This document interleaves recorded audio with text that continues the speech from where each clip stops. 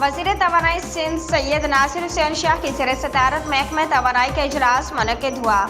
इजलास में Tariq Ali Shah MD TCEB, Imtiaz Ali Shah MD CSEECA, Saleem Ahmed Shaikh CEO STDC, Tariq Saeed senior GM STDC समेत दीगर अफसरान भी शरीक थे। इजलास में जम्पेयर विंड और सोलर हाइब्रिड मनसूबे की तफसीलात से आगाह किया गया। जम्पेयर विंड और सोलर हाइब्रिड मनसूबा 15 माह की मुद्दत में मुकम्मल किया जाएगा।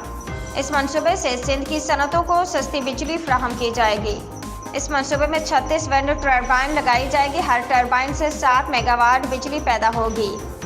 जम्पेयर विंड और सोलर हाइब्रिड मनसूबे की लागत का तखमीना 120.865 अरब रुपए लगाया गया है।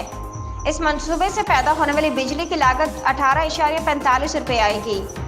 इस मौके पर सैयद नासिर हुसैन शाह ने कहा कि मनसूबे को जल्द शुरू करने के इक़दाम किए जाएं।